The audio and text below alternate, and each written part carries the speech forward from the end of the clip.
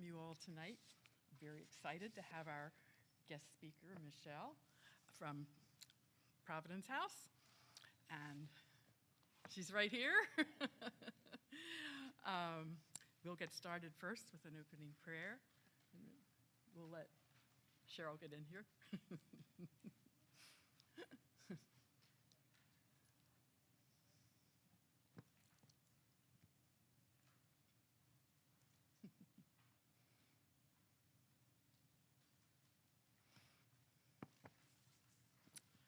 Okay. Heavenly Father, we thank you for this beautiful day and for the opportunity to gather here tonight in your name, to learn about others who are not so fortunate and how we can help them. Be with our speaker as she shares with us the story of their program, Providence House, and how we might be able to help them. Jesus has charged us to care for those less fortunate than we are. We are here to learn a way we can do it. Guide us, please. We ask this in his blessed name. Amen. Okay. Barbara Lewis is going to do the Way of the Week for us.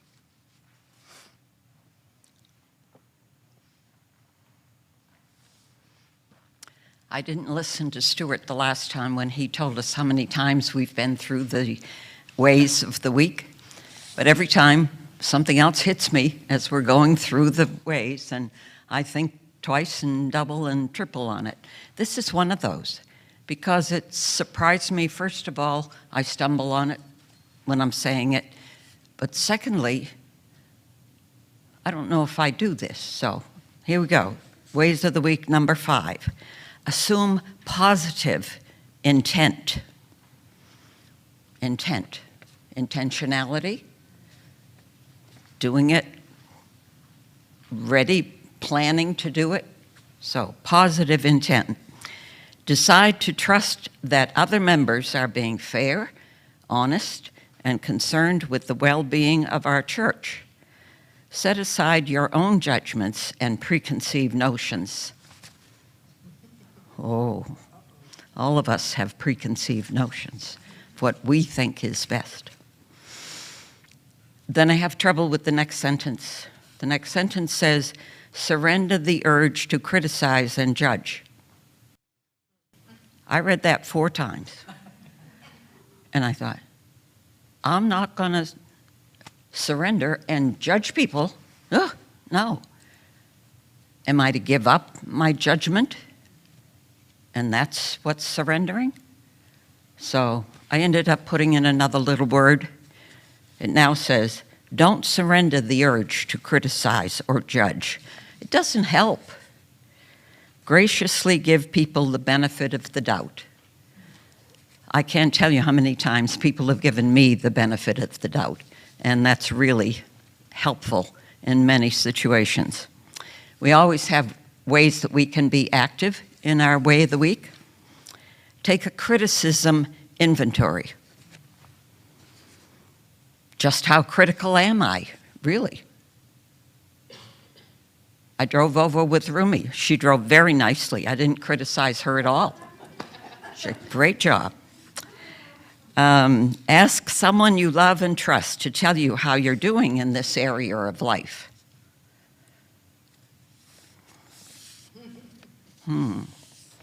That's not always easy to find somebody that you think will be truly honest with you. Okay, what else? Oh, try a 24-hour fast, not from food, but from all forms of criticism. No complaining, no criticizing for a whole day. It's a good thing my kids live 2 hours away.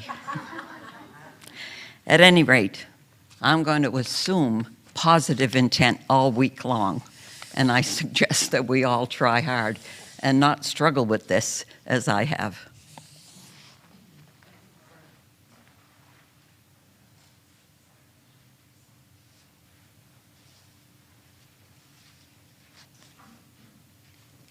I have my husband to remind me, and he does too. Carol. It's not necessary. Okay, let's all say our purpose together. Forgiven and freed by God in Jesus Christ and empowered by the Holy Spirit, we commit ourselves to nurture our faith through prayer and Bible study, to support the mission of the church worldwide, to work for justice and peace, and to build an inclusive, caring community of women that strengthens the Presbyterian Church USA and witnesses to the promise of God's kingdom. Now, the next thing I'd like to do, I've put this in here. Elaine is our treasurer, and she has a report to tell you about Mary Joy. Well, her name is Mary Joy, and we're very joyous and very proud to announce to everybody that the young lady that we have funded for 12 years through Little Children of the World and Little Children of the World in the Philippines is graduating in July. She has reached her dream of getting a degree in law enforcement, and she wants to be a policewoman. And she hopes that when she finishes the training in Manila, that she will be able to work with and around children. So we are very happy to end that funding, and we're very happy for her too. And so with this, I think we can give a big clap. Through our funds, we've done a good job for 12 years to enable education. And how about the gift? Oh, okay. Well, we sent her some money that will help her get settled in Manila when she goes to the police academy. And we also gave a personal, I'm going to mail it tomorrow. It's a cross on a necklace and a card to congratulate her on her graduation. So I'll be mailing that off by priority mail tomorrow. It goes to Georgia, and the staff in the Georgia Little Children are going to hand carry it to the Philippines when they leave the beginning of July. So that's a good accomplishment. And everybody needs to sign the card that's sitting on the table. So, Thank you, Elaine. Okay. Thank you for following through with this. Sure. You've done a wonderful job. Thank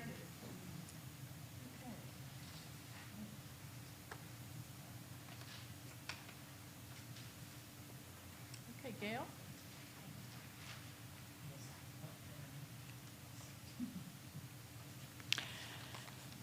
Oh, good evening, everybody.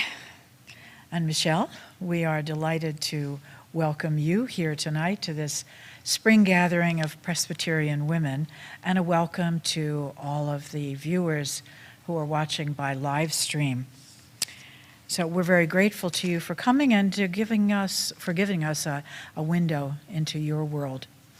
Now, we're sorry though that Barbara Katz, who is the coordinator of community affairs for Providence House, cannot be with us tonight due to the death of her father. I know. She's very sorry that she couldn't be here too.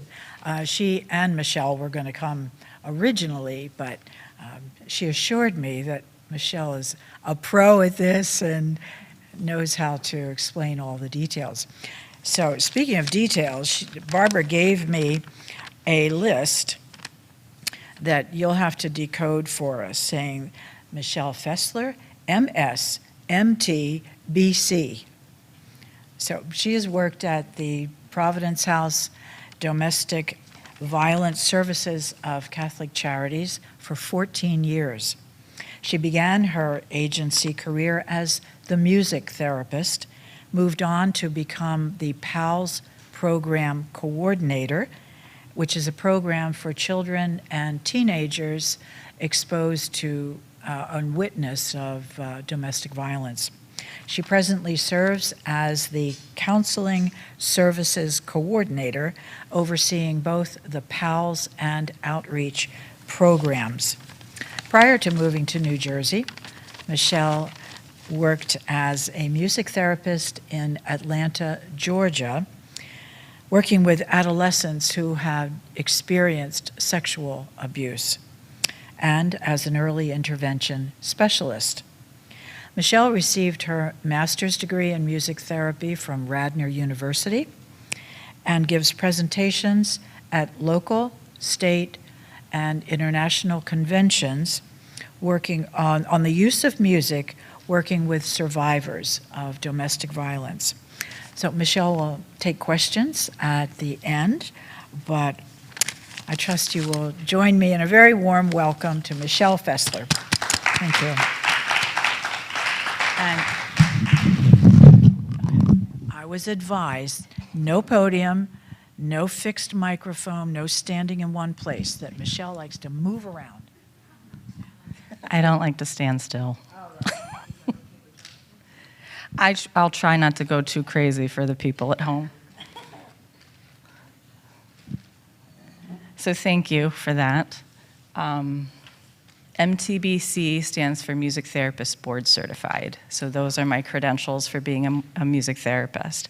And that pretty much covers my background there. So what I hope to do tonight for you is, so I have my phone because I don't see a clock here. Oh, right back there. Good. All right, because I don't like to have this. What's the time frame that you're looking for? 45 minutes? Tomorrow? Okay. I don't have to go into work till 12:30. It's my late day, so. Okay, because I can talk a long time. So you, okay. So you can ask me questions as we go. I am, as I'm talking, if there's something that's not clear, because there's a lot of information, and I will get on a tangent. I can get on a tangent by myself because of this information, but that's why I have my little cheat sheet here, because what I want to do, we're going to start off, we're going to define domestic violence. I'm going to talk about what it is, what it isn't. We're going to talk about warning signs, red flags, and how if you come across someone in your life that is a victim of DV, what you can do to help them. And then I'm going to talk about the stuff that Barb was going to share, going over our services, what Providence House does, what we offer to survivors, and then how you can help with donations. So that's the plan for what I'm going to share tonight. So it's not going to cover everything, but again, if you have a question, please just let me know. So the first thing I like to do is start off by defining domestic violence. When you hear that term, domestic violence or intimate partner violence, those two terms are interchangeable. What do you think of? What comes to mind? Physical violence, yep. What else? Emotional. Verbal. Anything else? Sexual, absolutely. Intimidation, yep. Financial dependence, financial abuse is one of those. So yes, those things, physical, verbal, emotional, sexual, financial, all of those are types of DV. You don't have to experience all of them. You can have physical violence. You don't have to have physical violence to be in a domestic violence relationship. That can oftentimes be harder for a survivor to acknowledge, because if I'm being hit by my partner, right, I know that that's not okay. But if something more subtle is happening and I'm being put down or called names and I'm not being touched, it's sometimes harder to recognize. So one of the things that I have that I'll pass out later, you actually don't need it while I'm talking, but it's the power and control wheel. Physical violence, sexual violence, those we understand, but it's some of those intimidation factors that might not come to the forefront when we're thinking of it. So an abuser doesn't actually have to say anything to intimidate their partner, right? They don't have to put them down. It's all of these small things that add up to this bigger picture. So it could just be a look. It could be actually putting their arm on the back, right? Or just on the side. They're not actually grabbing them, right? So oftentimes, often, not always, an abuser isn't necessarily going to show themselves to the rest of the world, because it's very hard when survivors open up to friends and family.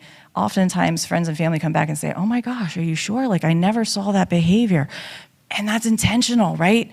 Because they're hiding that. That's why we call this thing behind closed doors, right? DV was this thing that was never talked about. It was a problem at home. It wasn't talked about in friends or family. It wasn't talked about at church. It wasn't talked about at work. It wasn't talked about. It was hidden, partly because of the embarrassment, that survivors might feel. There might be threats that if you tell anybody, I'm going to harm you, I'm going to harm the children.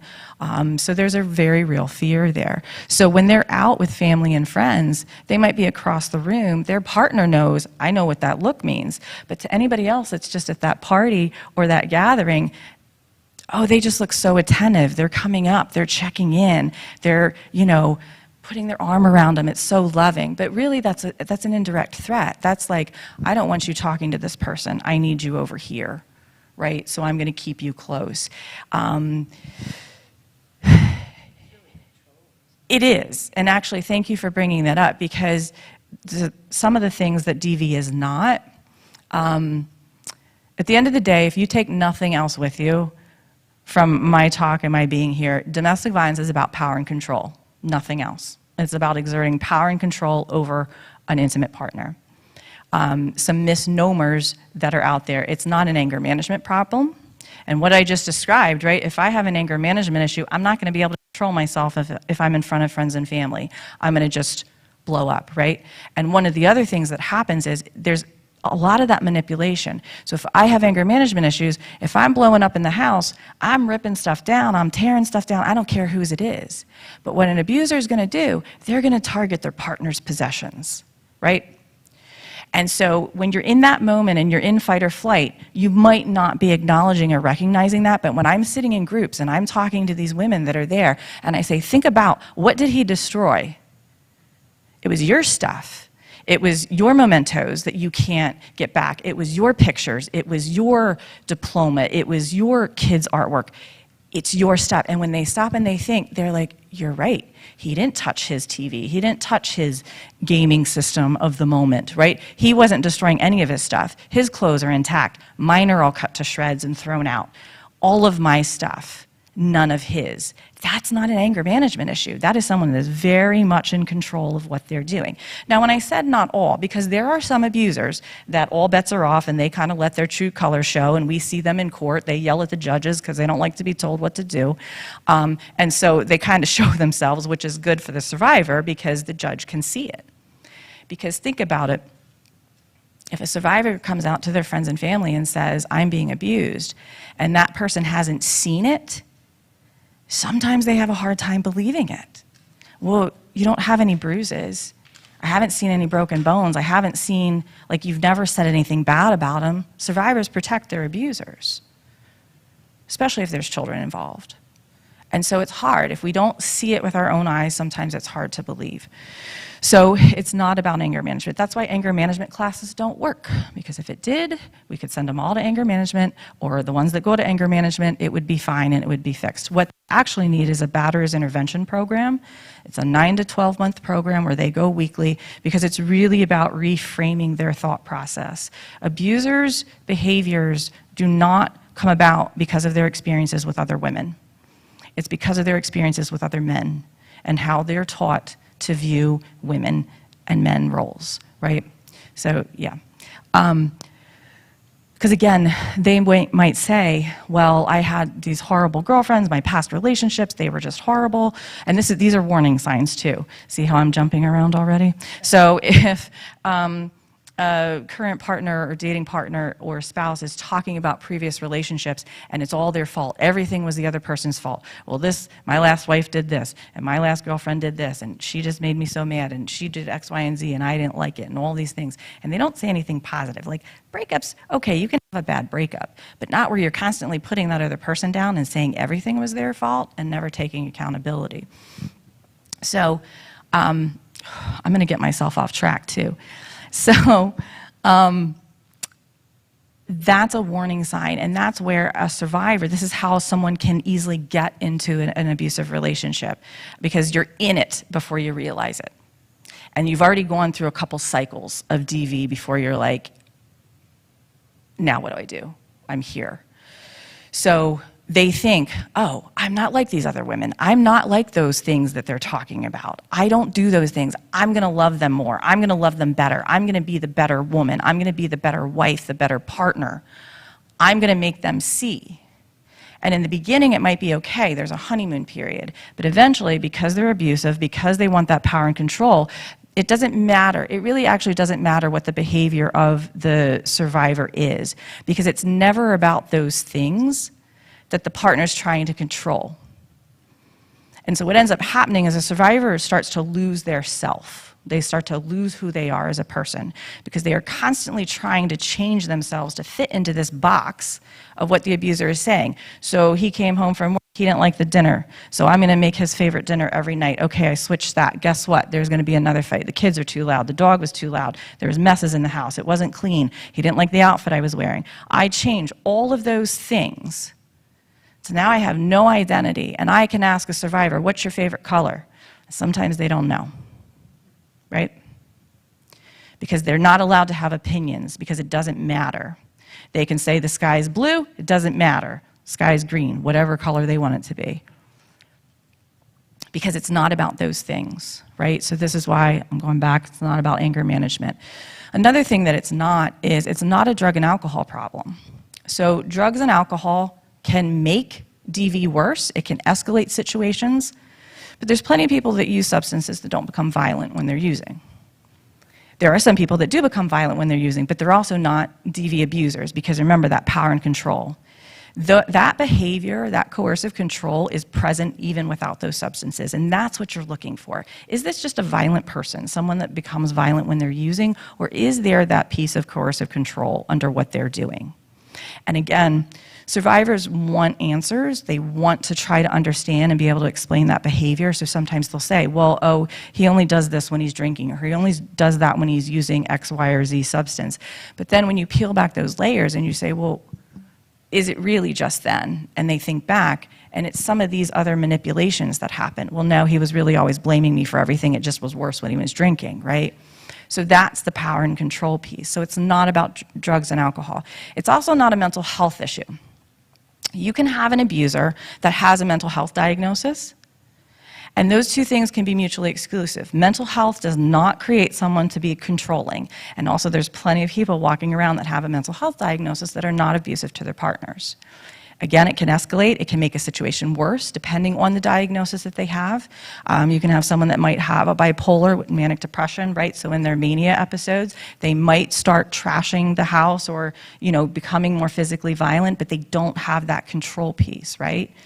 If you're talking about DV, that control piece is there. So that's what you want to pay attention to.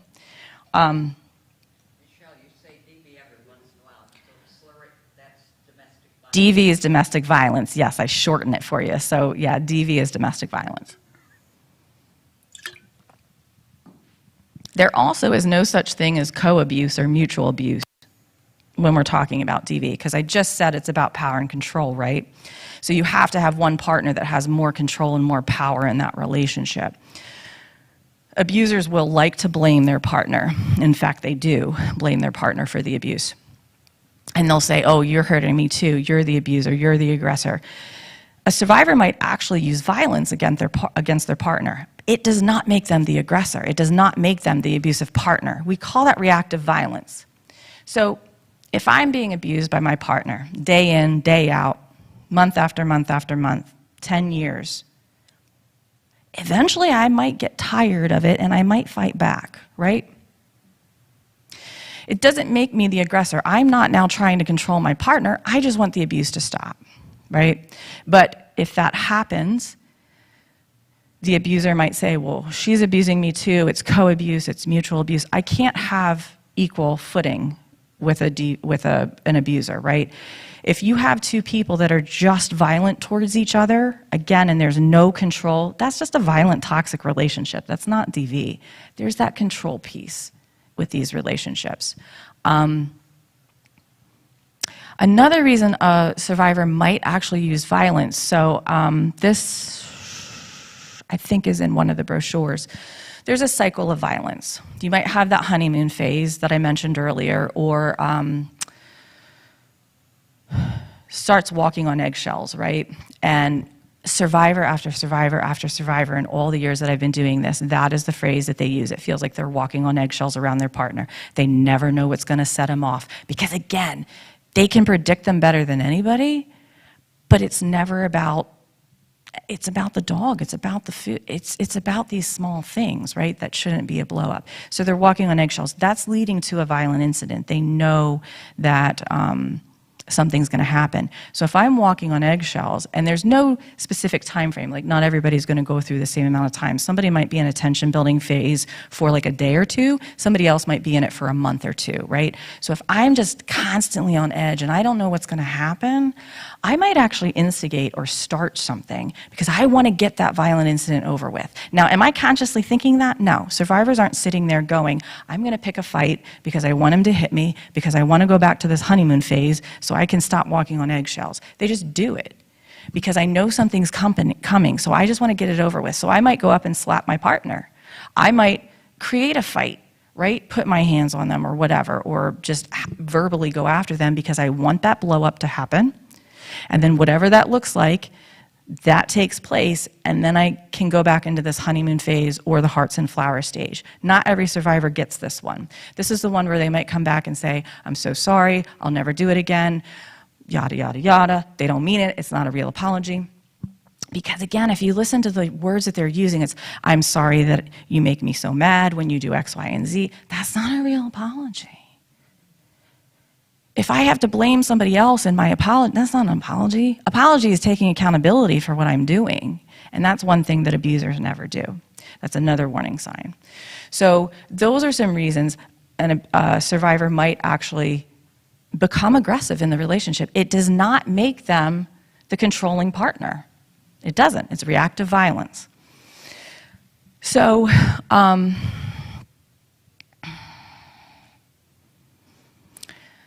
warning signs. Let's just kind of start with that for a minute. So abusers, a huge warning sign for an abuser is they don't take responsibility for any of their behaviors. And I don't, like, no matter how big, no matter how small, they don't take any type of responsibility. It's you. Well, my boss did this. Well, the teacher did that. Well, the dog did this.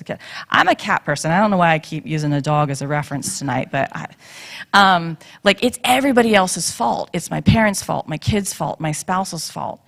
And I mean, no matter how small. You didn't take the trash out? Well, something, blah, whatever. The cat tripped me and I couldn't, right? Like something small. I'm sorry, honey, I'll take it out now, right? It's always blaming everybody else. That's a huge warning sign. Jealousy is another huge warning sign. Jealousy is not cute. It's not attractive.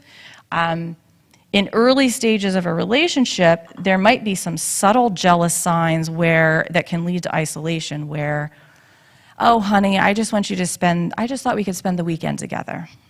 Why do you have to go out with your friends? I'm not being mean about it. And right, this is a new relationship. I want to spend time with my partner. I want to be liked. I want to be loved. I want to have that closeness. Okay, you're right. I'll cancel my plans. I'll stay with you. Till it increases, right? Next time, why do you have to go see your family? I don't want to go spend time with them. I'm staying home. Okay, well, I'm still going to go. Blah, blah, blah. I go, but now my phone's blowing up. I'm getting text after text after text after text, phone call, phone call, phone call. You'd be amazed. I don't know how some of these people have full-time jobs. I really don't. Blowing up a phone, 500 text messages in 30 minutes, phone call after phone call after phone call, not leaving a voicemail. Smart enough to not sometimes put it into words because now I've got evidence, right, and proof that they threatened me. So they just keep calling repeatedly. Now, oh, I'm not allowed to go. I'm actually being told I can't go see my friends and family, right? So again, you see it's that slippery slope. So it starts small. So I'm in the beginning of this relationship where now 2 months in, I'm now isolated from my friends and family, and I didn't even realize that it was happening because it was slowly over time. And it might even be to the point I might have a partner that actually doesn't forbid me, but makes it so impossible to go and do those things and enjoy it that I'm choosing not to because it's easier. Because if I go, I know that there's going to be a fight when I come home or a physical altercation. So I'm just not going to go. Now, he didn't tell me I couldn't go. And so then when that fight happens, well, I never told you that you couldn't go see your family or friends, right? You see how that happens? So now I start to question myself. Well, he's right. He didn't tell me I couldn't go see my friends. You're right. And now I'm apologizing to him. The heck just happened? He has me questioning myself for his behavior. That's the manipulation. That's that power and control. So gaslighting, right? When someone is trying to tell someone that your version of reality didn't happen, so them telling me, I didn't hit you, like flat out just lying. I might have a bruise, right? I didn't hit you. You're not remembering that correctly. I'm not abusing you. Or if it's just verbal and emotional, I don't hit you. You're not abused. I don't put my hands on you. So I'm questioning, I'm doubting my reality. That's gaslighting, right? Survivors come to us. A lot of what it is just decompressing and processing and allowing them and validating and saying, no, what you experienced was abuse. That's DV. That's domestic violence. That's not okay. The only person that is at fault for domestic violence is the abuser. I don't care what you did to him. I don't care if you hit him. I don't care if you put your hands on him. I don't care if you yelled at him. I don't care. They are the ones responsible for their behavior, not you. Survivors will also say, well, if I just did this and I should have done that, and if I had just... No, because we can't control somebody else. I can only control myself. I can only control my behavior. If I want to change something, I have to want to change it. This is why it's very hard for an abuser to change, because I just said that they blame everybody else for their behavior. For me to make that change, I have to take that responsibility and accept that I'm doing something that's not okay. And because I'm not doing that and I'm blaming everybody else in front of me, how likely am I going to change? Not very likely. I have friends that tell me I'm too sarcastic. I don't want to change that, so I'm not going to, right? Like, I have to want to change that about myself. And that's something just a little benign. I know when not to use it, it's fine. So it makes it really difficult. So on the back, there's some more warning signs that I will pass these out and let you take with you.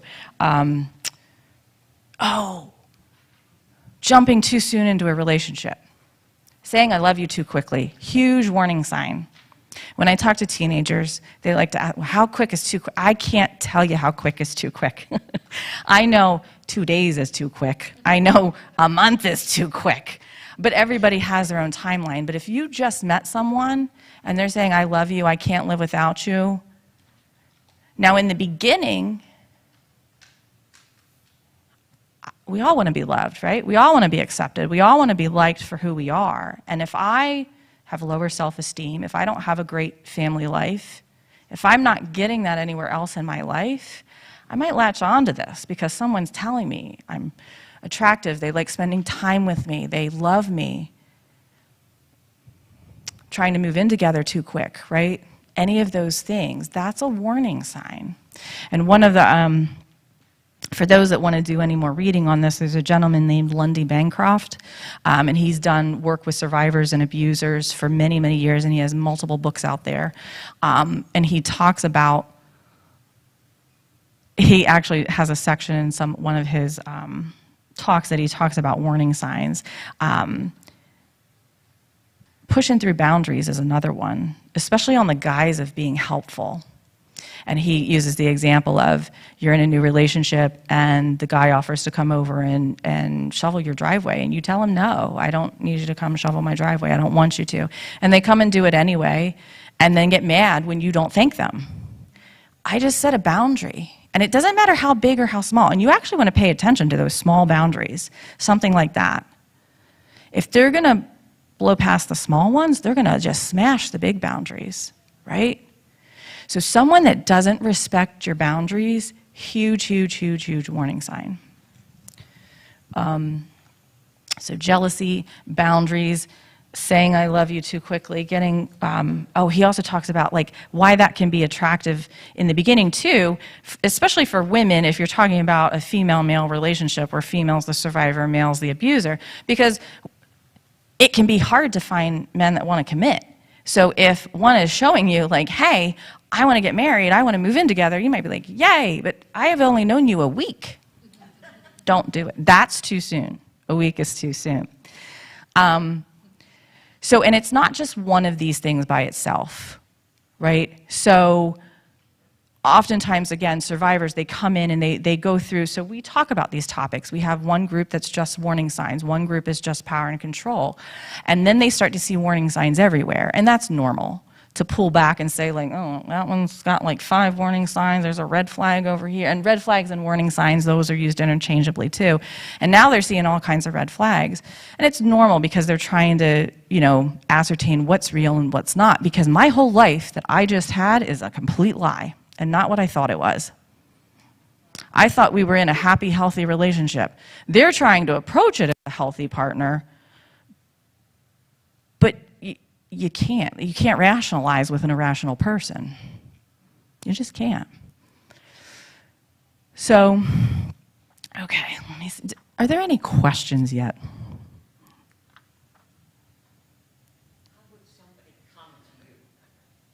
Okay, hold that one. I'll get to that in a second. Yes. Yes. Oh gosh, yes. High school is actually too late to start talking to them about domestic violence. So, yes, we need to be talking to the kids in elementary school. Because if they're growing up in a home where they're seeing this happen, they're going to repeat those patterns unless they're told that that's not okay. What do you mean? Don't they become victims too? They can become a victim and or an abuser. So we know statistically speaking, it doesn't mean that they will, because we do have a children's program, and I'll talk about our programs in a minute. The highest rate of DV happens in 16 to 24-year-olds. That's what we see. That's the statistic that's out there right now. Like, that's the biggest 16 to 24-year-olds, so high school, college. It can happen to anybody at any age, no matter where you live, no matter what you do, no matter how much money you make or don't make, whatever your ethnicity. It happens everywhere. We provide DV services for the entire Burlington County, and I can tell you we have clients that come from every municipality in this county, have reached out for services at some point in time. 1 in 4 women, 1 in 4, that's 25%, of the female population is going to experience some type of DV at some point in her life. That's a lot.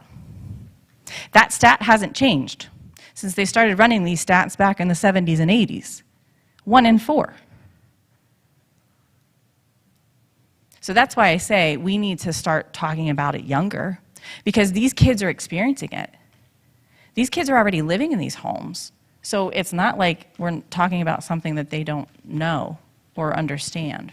And so when I started dating, and I've got 11 and 12-year-olds saying that they're dating, right?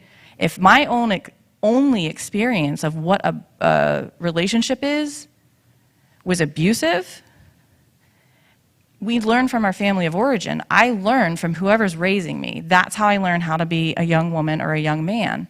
And if that role model is either abusing their partner or being victimized by their partner, I'm learning as a young girl that that's how I should be treated by a partner. So when I start to be called names, I think it's normal. It's been normalized for me my entire life. How does the child get to talk to somebody without,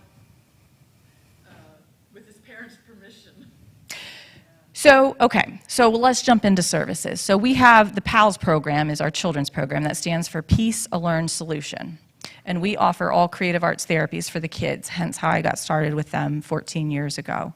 We see as young as 3, and we only start at 3 because we need them to be potty trained before they come for services. I could work with infants. I could work with kids can be affected when mom's pregnant. So if I'm pregnant and I'm being abused and I'm in fight or flight and my body's being constantly stressed, My baby's being stressed, right?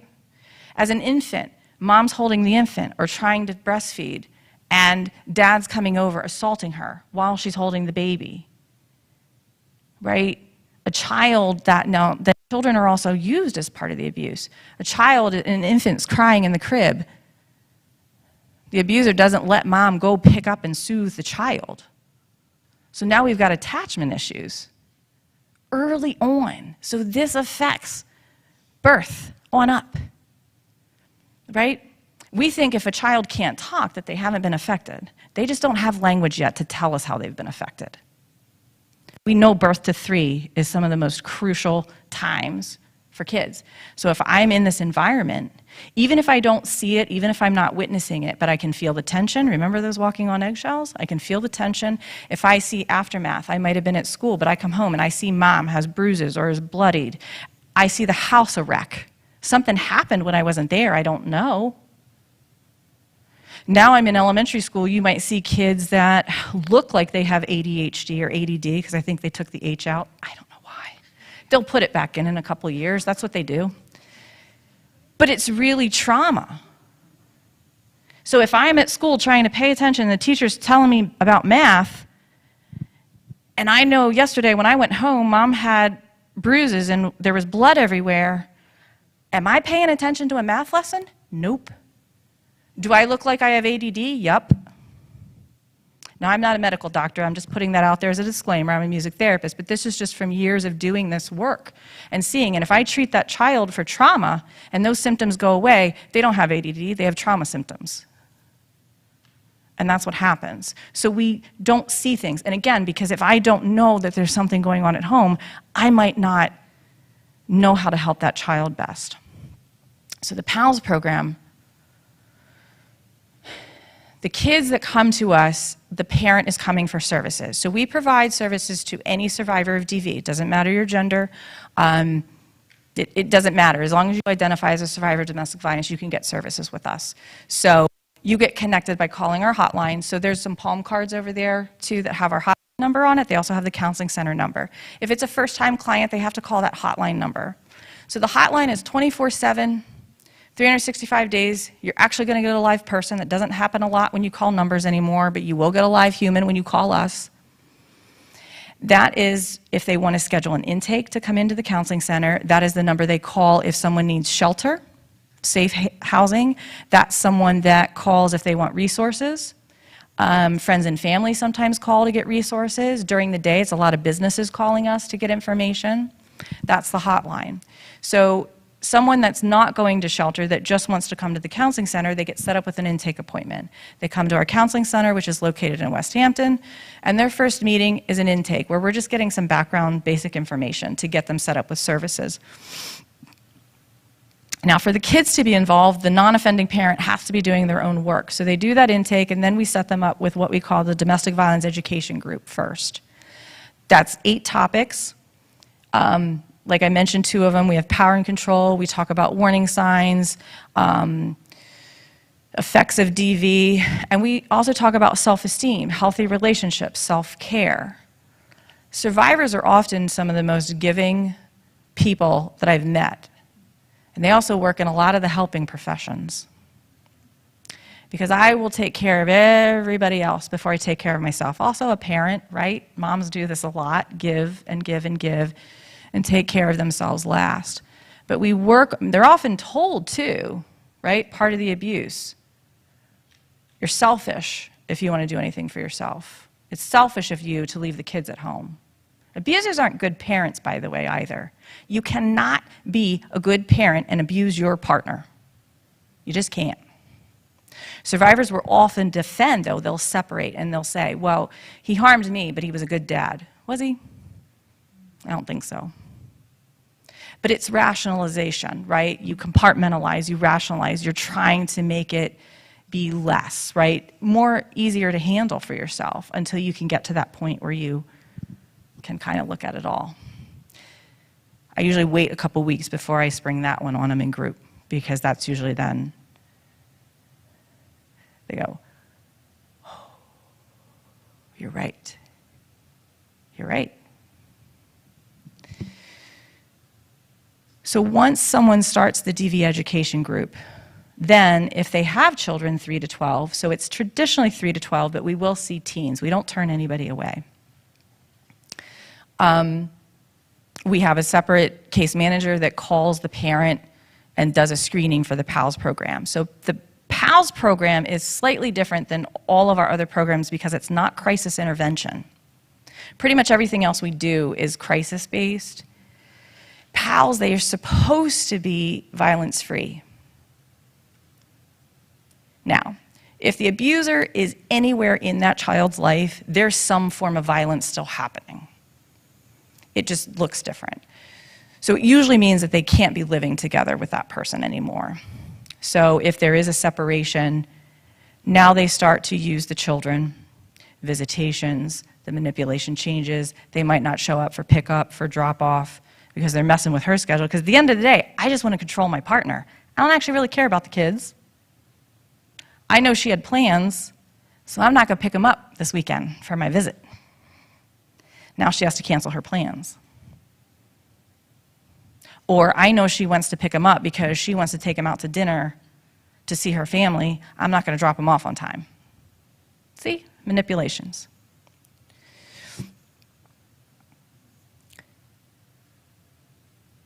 So once they get enrolled into PALS, the kids get individual and they get group because peer support is just as important.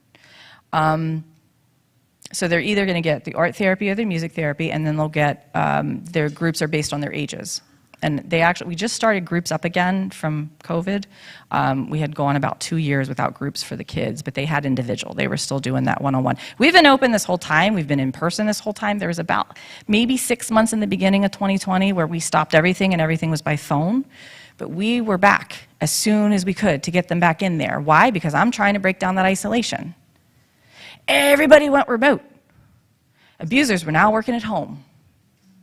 When the state was shut down, I couldn't get out of the house, right? She can't escape. She can't say, I have to go to the doctor's office or I have to go to the grocery store or wherever, because the governor said you can't. So she really didn't have an out, right? So we saw an increase in DV. They didn't come out right away because they had to wait.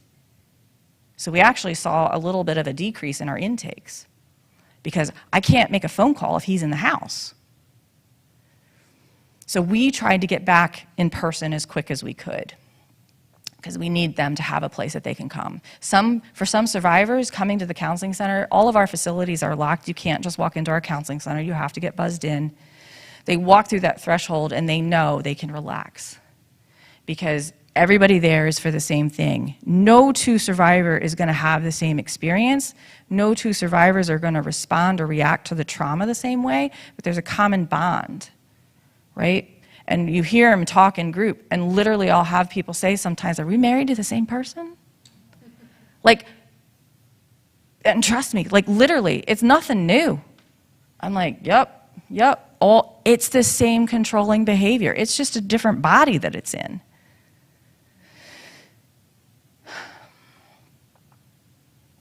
Yes.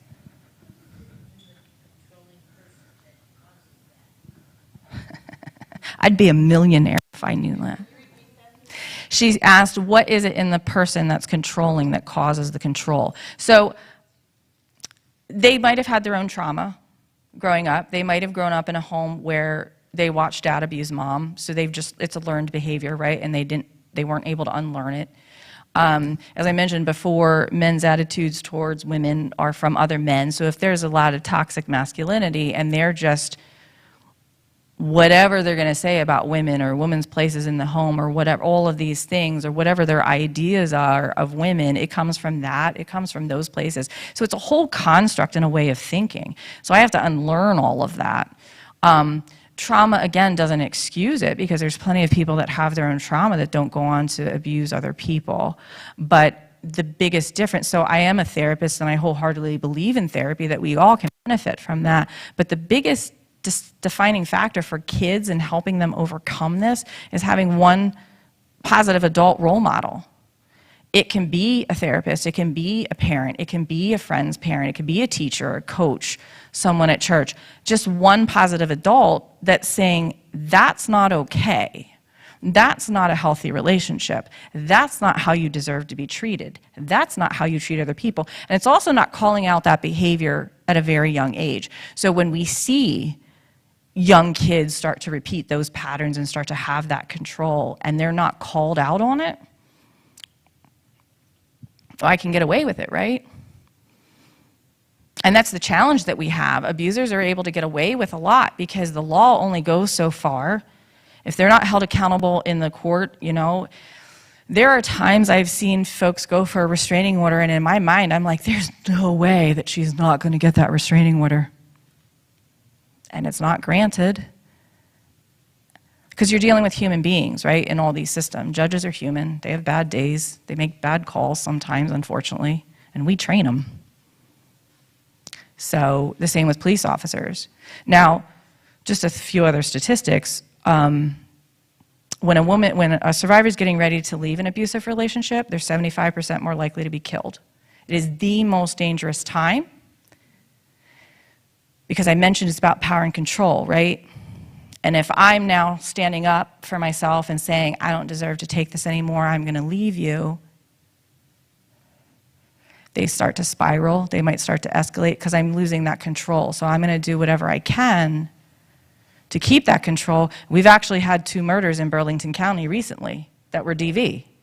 They don't call them that necessarily in the news, but if you see a murder-suicide and they knew each other, most likely it's domestic violence, or it's often revealed later that it's a dating partner, an ex-dating partner.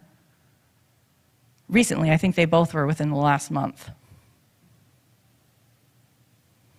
It happens everywhere. Yeah. No, it's not, but disproportionately, yes, they are. We do have some male survivors that come that it's a female abuser.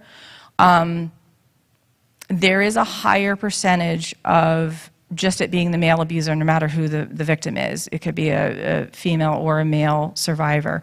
But yes, there actually was a case a few years ago where, well, that was 2 women. A woman killed her partner in Mount Holly, and that was a DV relationship. Yeah, that was a couple years ago. Huh? They were both women, but yes, we've seen male survivors come in, and it's a female partner that's abusive to them. It looks different. Often male survivors, not always, but often, they have different resources. We mentioned that financial abuse earlier. It's a way to control. In a healthy relationship, I might have wanted to be a stay-at-home mom, and my partner said, sure, honey, I'll take care of it. You stay at home, and you take care of the kids, and I'll go out and I'll make the money, and I'll take care of everything. Well, as I'm thinking we're deciding this as a couple, as a healthy relationship, and what he just did was cut off all financial access for me and isolated me. So I don't even now have a job to go to where someone's laying eyes on me or I can ask for help if I want to. And now I don't have access to the debit card, the credit card. It gives me an allowance, but not enough to actually buy groceries, and tracks all my spending. Where am I going to go, especially in New Jersey? It's one of the most expensive states. And now if I have kids, I can't afford rent, so I stay, because at least there's a roof over my head, food and clothing for the kids. Yeah. I'm curious, are the women, all the women who show up on the doorstep committed to leaving the relationship? So another fun statistic, it takes on average 7 times to leave in order to actually leave and stay away. They might come to you. Yep. Take advantage of your services Mm-hmm. and turn around and go back. Yep. Michelle, for the Yeah. sake of our live stream audience, could you repeat the question? Yes, I can. Thank you. If I can remember. So the question was, if folks come to us for services, do they stay gone, basically, or do they go back? And that's the stat, that it takes on average 7 times. Because, right, so if I left, and remember, we just now learned that it's the most dangerous time. And if I'm a mom and I have children, I'm going to take the kids, I'm going to hurt the kids, I'm going to hurt anybody that you care about. I'm going to hurt you. I'm going to kill myself. They will threaten self-harm. And because I'm afraid of what's going to happen. And if you have a relationship, even if there has never been physical violence at all, there is no guarantee that they won't turn physically violent. You can't use that as a predictor. Now, we also know that if they have access to weapons, that increases the likelihood for lethality, right? So that's one of our questions. Does he have access to guns or knives? I am using pronouns very specifically. Female victim, male survivor. I mean, male abuser, right? Because this is what we see. It's a health risk to women in this country. Do you think that COVID made it worse? Yes. Yes. Yes. Sorry. Thank you. Sorry, people at home. Did COVID make it worse? Yes, it did. For some of those reasons, right? It created isolation for all of us, right? And so for some of, I'm an introvert. I like my alone time. It didn't change my life too much. So, but it still affected me, right? The good thing was I was able to go to work. We couldn't do remote work because of what we do. But yes, isolating people, having that abuser now be at home all the time, stresses, right? We're seeing it in the world, in our country, right? Just increase in violence in general. And so, yes, it did. And, you know, there are times that our intake schedule is filled for weeks out. And then there's dips, right? Ebbs and flows like anything else where it's not as full, or people's schedule. And they do that too with intake. It's not, so like we will, and I'm jumping back to your last question about leaving. Like we do have people that come to the safe house and leave our safe house and go back to the abuser. And for us, we're just there. It's not my job to judge. It's not my job to, I actually cannot tell a survivor what to do because I actually might be putting her in more danger. Because if I say leave, I might get her killed. All I can do is help you safety plan. I can go through all the options that you have, and then that survivor has to decide what's best for them. And sometimes it's best going back. So they can come to us as often as they need. There's no limit on how many times they can come to the safe house and utilize that. What is your capacity? Do you house all of these survivors in your facility? Or place them in hotels? Or? That is an excellent question that I'm now going to repeat on my own. What's the capacity for our housing? So it's changed since COVID. Before COVID, our safe house, it's a large house, and it could hold 27 women and children at any given time. When we had male survivors call, we always put them up in a hotel because our facility wasn't set up for mixed genders for adults. And teens could come up until 18, so we had a teen room on the main floor because some 17-year-old boys look like full-grown men, right? So just to keep the trauma and the triggers for everybody, we had them on a separate level. But with COVID, we now use hotels as well. So we still have the house and we have hotels, and that has increased. And this is actually getting me to some of what Barb wanted me to share, that our numbers have drastically increased because of how we can house now. At our highest in COVID, we were up at 100 people in hotels and the safe house. Now, I think we're down to about 65 right now, which is a lot. So we went from only ever being able to have 27, and there were times we were full, but we weren't always full, to now having, we're never gonna go back to just 27, yeah. No, no, it's everywhere. It's everywhere. So their funding changed, funding streams were different, and there for a while, like we have a screening process to get into the safe house, but with COVID, anybody could call and say, I experienced DV, and we had to put them up to get them out of those situations, right? So, yeah. So is there can you give us a ballpark for per person what a daily cost might be? Oh, that's a great question, and I know Barb has that information somewhere. So she asked what a cost per person would be. So I can tell you, we used to have this breakdown years ago too, like how much it would cost to house somebody or feed him. So if you think a a hotel room for a night will average 80. I don't even know if that's high or low, but $80. So they're still part of our program, so we give them food. So we're putting bags of food together, depending on how many kids they have, right? If they don't have clothing. So there's, some people come to us with nothing, but some people do have the ability to pack some stuff before they come. Now, they also can't bring a lot with them when they come to us. If you're in the house, they can only bring one bag per person. So think about that too. And with children, they literally are leaving everything at home and coming to us. They can't bring their PS5, they can't bring their gaming systems, they can't bring like maybe a stuffed animal, and we try to give them as much as we can, but it's communal living.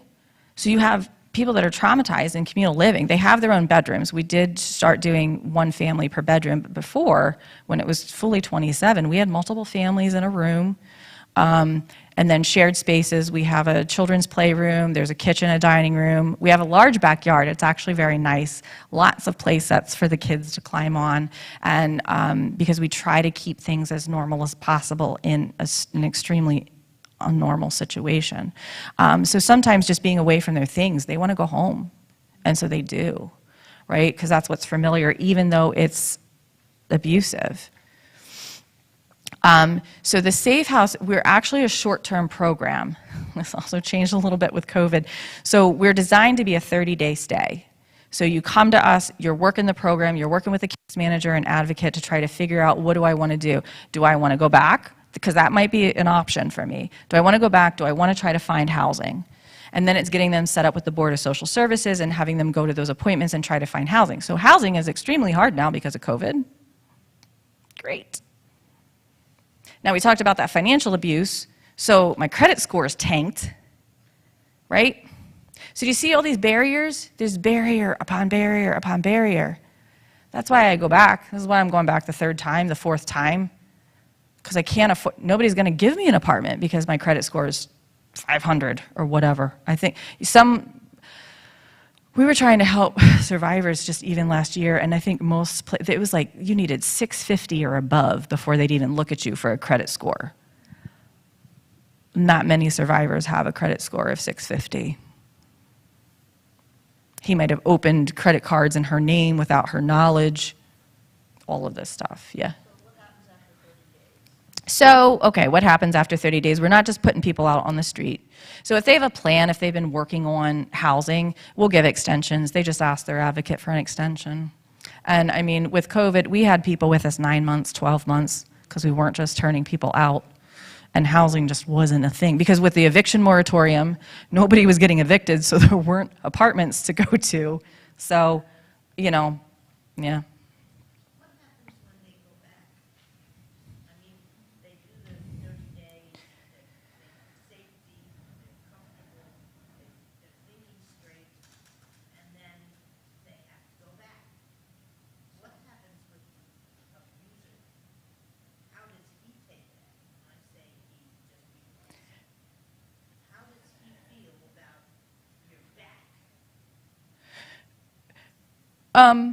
Well, so the question was, what happens when they go back?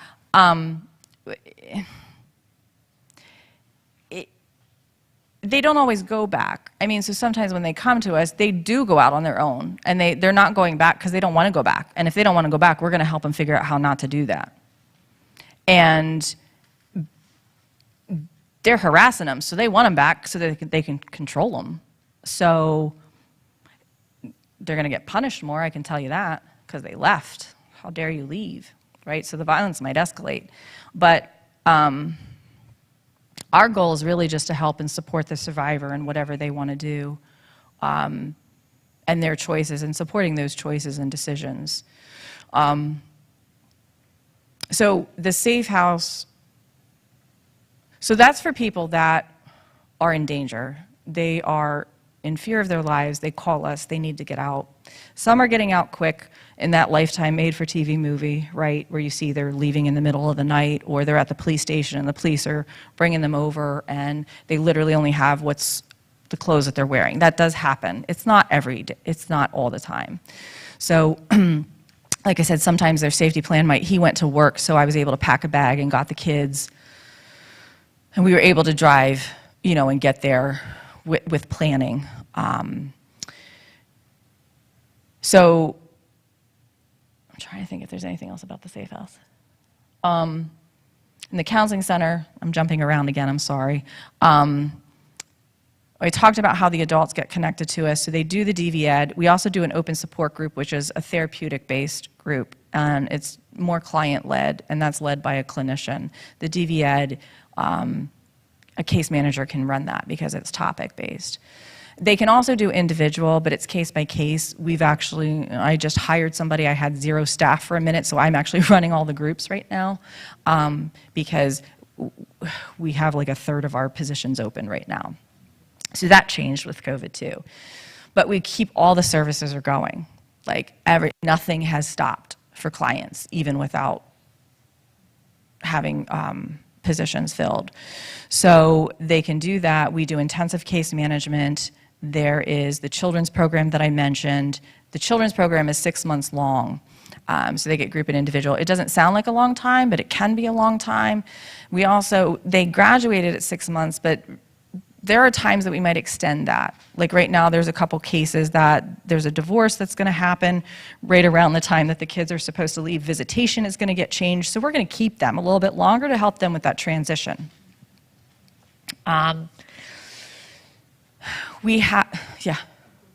Okay. I was just going to say, we also have, we have domestic violence advocates in the courthouse in Mount Holly. They are not lawyers. They are there just to help people that are filing for restraining orders. We have 2 full-time staff doing that. That's how many restraining orders are filed in Burlington County. Yeah. Have you ever had an elderly person who's being abused by their adult children? Yes. The question was, do we ever have an elderly person that's being abused by their adult children? Yes. I just helped someone move across country last year because it was her adult child that was abusing her. Yep. And we had funding. So COVID, a lot of bad things. We did get some different funding streams that happened because of COVID, and that was one of them that allowed us to move her cross country. Michelle, are you going to talk at all about music therapy and how that factors into? That could be a whole nother topic, but I will talk about music therapy as much as you want. So the reason, that's actually a good question. So if I was going to talk about music therapy, the reason that we do creative arts therapies for the kids is because it is a nonverbal way to express. Like I can do an entire session with a child using music. They don't actually have to talk or say 2 words to me. Now most of our kiddos want to talk because survivors think that the kids don't know as much as the kids know. Right? So when we say, oh, we see as young as 3, oh, well, they don't know anything because they were asleep the whole time. I had a 3-year-old come in and start PALS when I was the PALS coordinator at this time. Came in and told me all about Daddy getting arrested. Mom had no idea. He saw it out the bedroom window. He was supposed to be asleep, but he wasn't. So they see and hear things that they don't, and he had enough verbal skills that he was able to say that to me. Saw him in handcuffs, saw him get put in the cop car, knew there was a gun in the house. Like, Dad used the gun on Mom before. Like, he threatened her with it. The kids saw it. And so, again, like, they see, they know, right? So, being able to use creative arts therapies, it's fun, right? And it's about the process of what we're doing. So, it's not about being able to sing or being able to play an instrument, but it's about doing those things while we're addressing whatever that is. And the kids program, I mean, abusers often will call us and say, I don't want my kid in PALS. We're not actually talking about them. Their ego's so big and the world revolves around them and they're not doing anything wrong. We're actually just trying to help the child process and healthy emotional expression, so that they don't start putting their fist through the wall or through somebody else, right? So we let them, if they bring up the other parent, we let them at their own age, right? 3-year-olds, I'm not saying the word domestic violence with a 3-year-old. I might not even be saying it with a 12-year-old, right? We're just talking about healthy relationships, appropriate communication, healthy expression. We're actually not a threat to the other parent, to the abusive parent.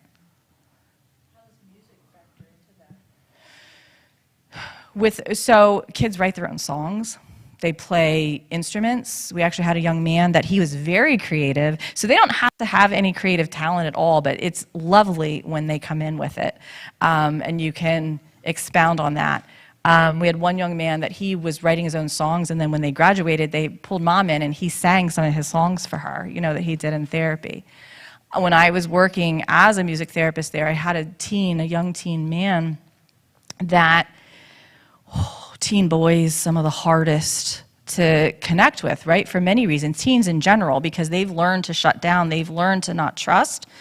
I was just there to provide a safe space so that if he felt like he could trust me and he didn't want to do any music, fine. So as a music therapist, I can actually sit in a room and not do any music with them, but I'm still a music therapist doing that. So one day out of the corner of I saw him looking over here because I had a guitar. And I was like, do you want to learn to play? And so I taught him guitar in his session. We didn't talk about anything.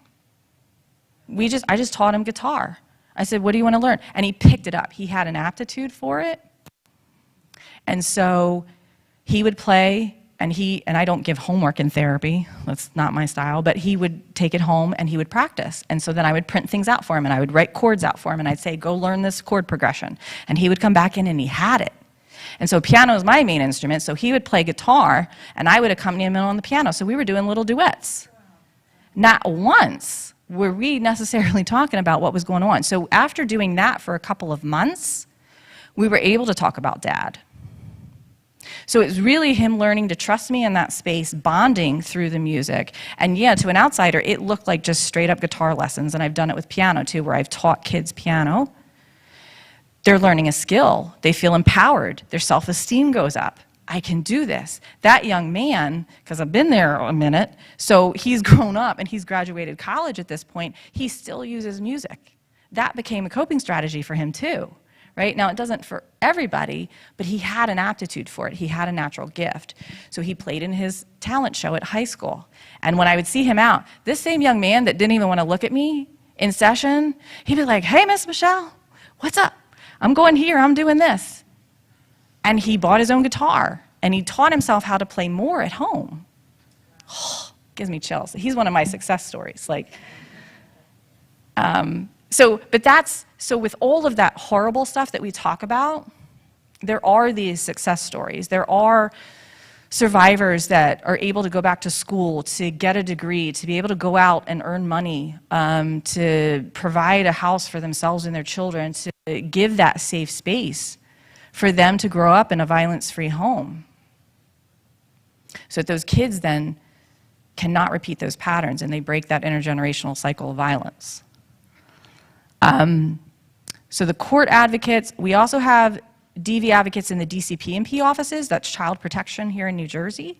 So they work out of those offices to help case managers, because they might get a call where it's not domestic violence, it's a different issue that comes in, but when the caseworkers start working with that case, they're like, something's a little off. So then our domestic violence liaisons kind of come in and they can help assist and identify that, yeah.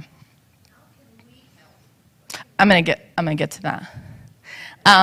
One more, the other piece that we have is a domestic violence response team. So these are all volunteers. It's called DVRT, where they go through a 40-hour training, and they respond to police stations and or hospitals. So if an arrest happens and a victim is down at the police station, the police will ask them, do you want a volunteer to come out? They activate them, and we have someone that does that. So those are all the services. So they just go out and they are there to offer support. So they talk about Providence House services, let them know that we exist, are just support, because it's scary being in a police station, right? So yeah, just to offer support so that when they go back in and talk to the cops, they're not offering advice. None of what we're doing is offering advice. It's support, it's options, it's what do you need. So, yeah. Is this the family you're offering the support to? Or The victim. Right. Okay. Yeah, because usually there's no family with them. It's just them and the abuser, and they're in two different places. Whether the abuser gets arrested or not, but yeah, the victim's usually giving a police report, police statement, so they're there just to help them with that. Yeah, that's why they're there. So I mentioned the grant. So a lot of our funding is grant-based, and that doesn't give us a lot of flexibility. They tell us exactly what we're allowed to use that funding on, and it's very specific sometimes, and Barb usually likes to tell the story. We had a grant that told us that we could put new flooring in the safe house, but staff weren't allowed to walk on it. It was only for clients. And I'm not joking, we weren't able to put the floor in because we were like, we all need to like hoverboards down, like literally, and that was the grant specific, it wouldn't be changed. The flooring was only allowed to be used for clients. So that is how specific. So financial funding is one of the biggest things that donations that just come in that allow us to use it for all these other expenses that we have. And I know transportation is one of the barriers that our clients have, and where we are in West Hampton, there's not really public transportation that's safe to get to us. I have a client that gets dropped off at a bus stop and walks 2 miles to get to us, and it's not a safe space to walk. So Uber cards, Lyft cards, transportation cards like that, even Wawa gift cards because gas is so expensive, right? So all of that helps because those are things that I can literally give out to a client. With all the hotels, food, non-perishable food donations that were hotel friendly, that was a big push and things that we needed because feeding 65 people, right? That's a lot, and we go through food a lot. So it's those kinds of things that are helpful to allow us to spend where we need to. Okay, I mentioned what Barb wanted me to mention, so my job is done. Yes? Do you allow contact information for the abused person? Like maybe she has a mother or somebody she wants to let them know where she is? Oh yeah, so it's not a prison, right? So it's like they are with us because they need a safe space to stay, but their life is their life. They can come and go. If they have a job, they go to work. The kids are able to go to school. It's actually with DV, because we have one safe house for the entire Burlington County, the kids are able to stay in their home school district if the survivor wants them to. That school district is legally obligated to bus them there. So yeah, they can contact their parents. They just can't stay out overnight because they told us that they're unsafe to do so. So we do have a curfew. There's some rule, but curfew's like midnight. But if they haven't, like some people work third shift, they're allowed to do that. Like, it's not punishment to be there. It's like, we do tell them try not to contact the abuser. The abusers are not allowed to come to the safe house. I mean, it seems obvious, but they're not supposed to reveal the location. That's a safety risk. You put all the other residents and the staff in danger. So there might be a reason that we exit somebody or we move them to another place because it's now unsafe for them to be there. But we try to screen in more than we screen out. We're not trying to not have people come to services. Yeah. Any other questions? Yes.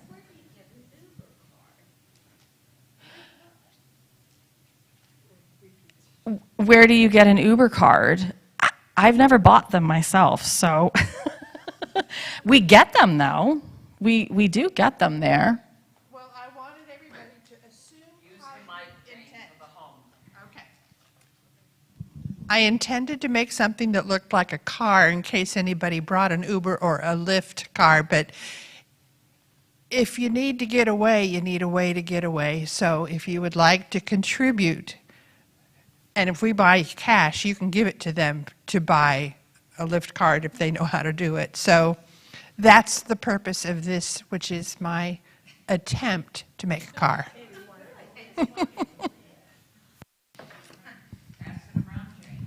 Oh, instead of leaving it here? Okay. And then you can see up close how wonderful it is. And you can pass it behind you. Yeah. We'll take any forms of financial donations. Yes. Medical professionals who maybe do assessments or have to do medical assessments like on the children or the abuse, like a nurse practitioner or physician, do you ever need to call one in? So the question was, do we have medical professionals that we ever need to call in? No, we would refer them out. So it's mostly advocates that work there. We don't have a psychiatrist on staff either, so we would refer them to another Catholic Charities program or another place if they needed to do to have any type of medical intervention. If they're staying in our safe house, we will help with transportation. We do have 2 vehicles that we can drive clients, but again, 65 clients, that's a lot of people to transport. Yeah. We would make a check out in Providence House, yep. Providence House is just fine. put Uber, Lyft if we want to. If you want to, yeah, down in the notes section, put Uber, Lyft card.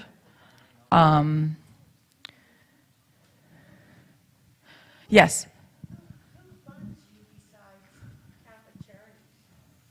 So the question was about our funding. So we get state funding, we get federal funding, we get a lot of grants. Like 75% of our funding is through grants.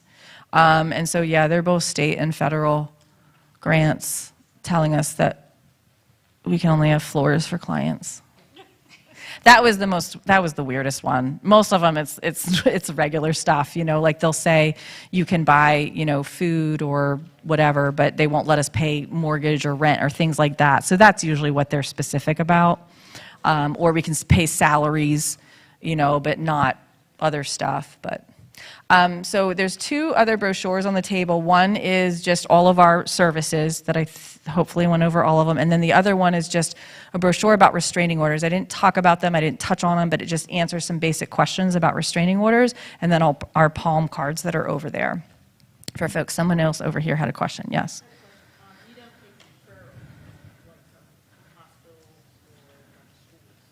The question was about referrals, but in what way? Like, so they...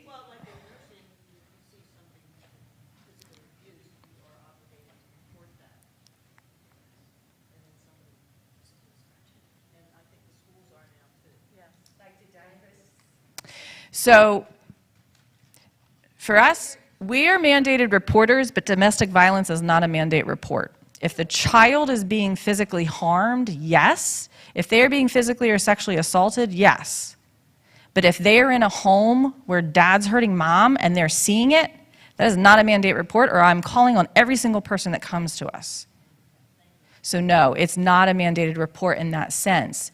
Again, if the child is being physically harmed themselves, yes, we know it's harmful, that children are being affected. But if I'm making that call, that case gets opened under mom, whether she's the one that it's called about or not. Yeah, systems. There's a lot of systems. There's a lot of problems with systems. DCP&P can do a lot of good. There can be a lot of things that are helpful, but if they call and DV is the only issue and the child isn't being physically harmed, they're not going to do anything because the kid isn't being physically harmed. So again, we're mandated reporters and we report when we have to, but now I just might have put them in more danger. So again, it doesn't mean that I'm not reporting when I have to, but DV alone, the child just witnessing, is not a mandated report.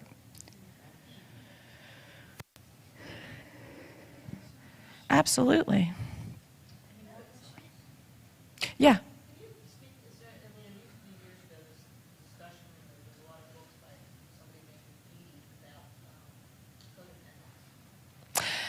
I'm familiar with that name, but I actually, well, I'm familiar with the name, and the book is called Codependence. Yeah. I mean, that's just a whole nother separate topic too, and there can be codependence in that relationship, but that doesn't create or cause domestic violence. So, but yeah, there's lots of stuff that's floating around out there.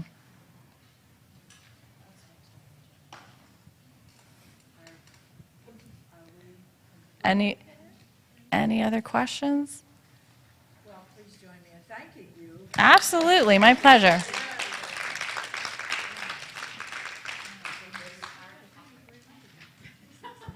we do have handouts, and you will notice that little things are going up in these bathrooms. They're going up in the bathrooms here, so that if someone feels they're at risk or someone else is, there's tear off to take with them. So we appreciate that. People that way, I don't think could hear you. For our live stream friends, I was just mentioning that we will have tear-offs, like posters, in the bathrooms here at church, so that if someone feels at risk or knows someone that they're very concerned about, they can tear this little sheet off that has the 800 hotline numbers and try to get some help for someone that way. And it's all very private. So thank you for that, Michelle. Thank you so much, Michelle. It was a really excellent program. Okay, the next thing I have on here is the offering. We just did it. I've never seen anything to put it in. It never got to the front row. Well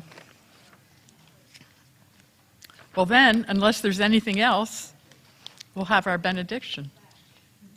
Here.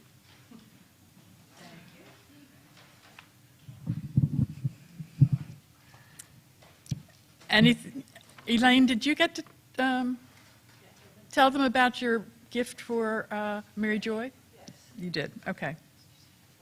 Does everybody know what LCW is, or why we funded through them? I just assumed everybody knew. Does everybody know what LCW is? Little Children of the World. And the major organization is in Georgia. I didn't, just in case someone doesn't know, they're an interdenominational mission that works with street children who are in poverty and children and families.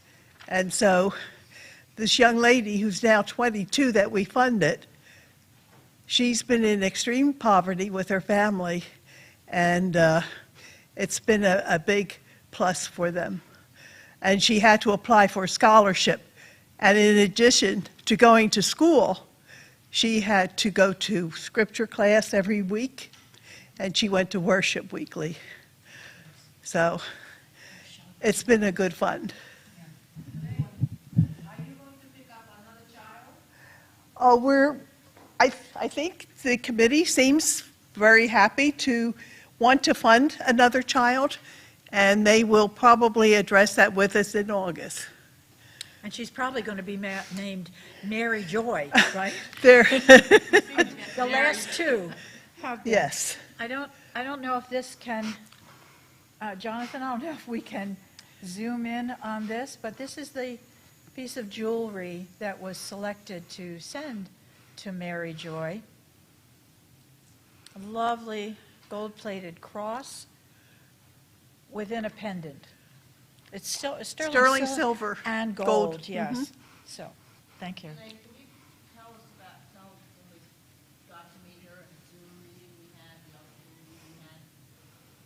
Oh, we did have a meeting this year.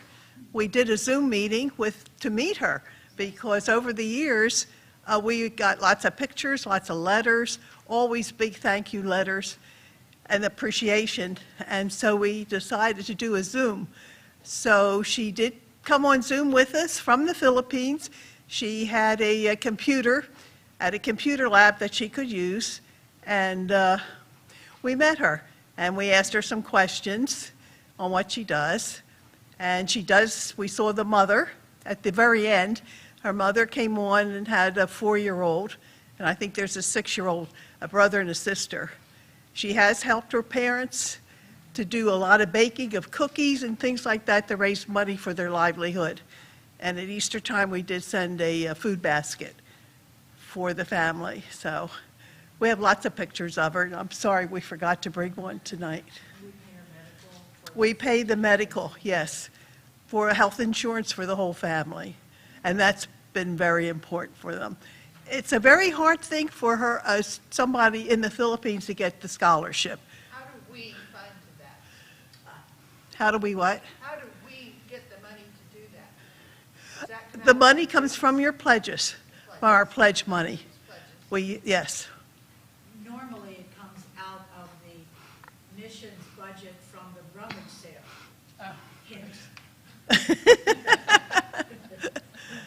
And if there's no rummage, then we used our pledge money, absolutely. So, Thank you, Elaine. Thank you for being so loyal on keeping up that program for us.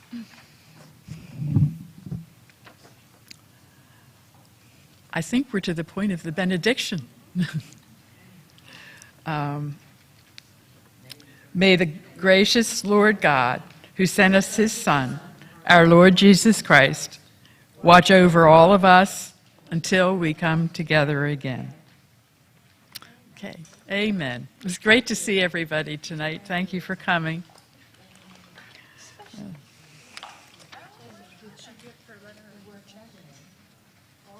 Did she leave? No, she's right here. Okay, wait a minute.